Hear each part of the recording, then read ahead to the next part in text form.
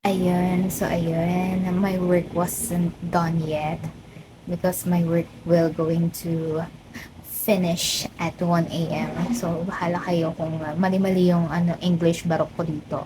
Basta ayun, nag-English ako for the sake of my goodness. Charot. So, ayun, nakita ko lang tong tanong na to sa, hindi ko alam kung saan ko sa Twitter. So, may nagtanong na lang ako, na tawag na lang gusto ko na mag-engage. So, ang question is, what's the biggest thing you do for you to notice by your crush? Sa tunay naman kasi, yung my long-term BF, boyfriend, was just my second BF. So, meron akong pinaka-first. Alam niyo, pag naiisip ko yun, parang tanga ako. Naging crush ko naman talaga yung yung first jowa ko. Pero hindi ko inisip na ganun ako kasira ulo. So, ayun. Ano bang ginawa ko na? Be! Ay, katangahan, be. Pag naiisip ko yun, natatawa na lang ako. Kasi, ang isang ginawa ko nun is that, I throw leaves. I throw leaves sa daan. Bakit? Yung leaves na yon, there is my number. My number was there. And, parang I do try to have my luck na pulutin niya. Alam niyo kapag naiisip ko yun, sabi ko, ha? Ganun ako paano? Eh, hindi naman gwapo. Hindi naman gwapo yun, B.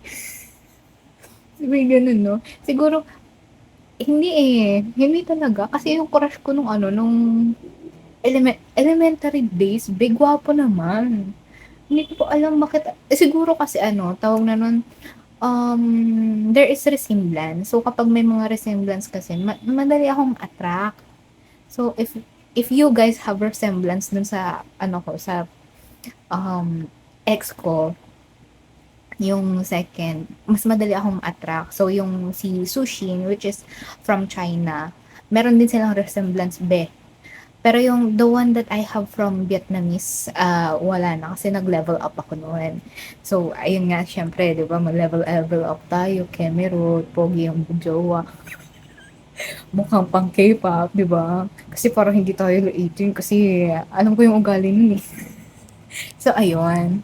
Kaya na yung jowa ko ngayon, ay, mukhang, siguro kung hindi pa, tawag na noon, hindi pa okay yung, noon, mental yung jowa kong, pangalawa. Oh my God, nilalait niya na ng bongga. Ay, nako. So, ayun. Pero, yun nga, ginawa ko yun, yung pick me, tapos, nakalagay kasi doon, pick me, tapos, yung number ko. Tapos hiningi ko pa yung number niya dun sa teacher ko before kasi sila yung magkapit-bahay tsaka sila yung close. Nakakahiya. Tapos sabi ng teacher, crush mo no? Pero naging kami, parang ay wala na, ganun lang. Kasi tawag na mas matanda siya ng ilang taon. So parang 2 years, 2 years, 1 year, ganun. Tapos nung nakipag-break ako, birthday ko.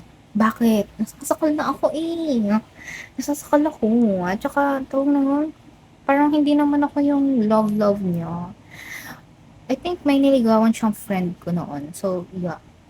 So, nung birthday ko, ay, sabi ko, kahit pa birthday mo na lang mag-break na tayo, parang awa. So, ayun. Yun na naman yung kwento ko about dito sa na to. Sa nakita kong post na to. Yun lang, magwo-work na ulit ako.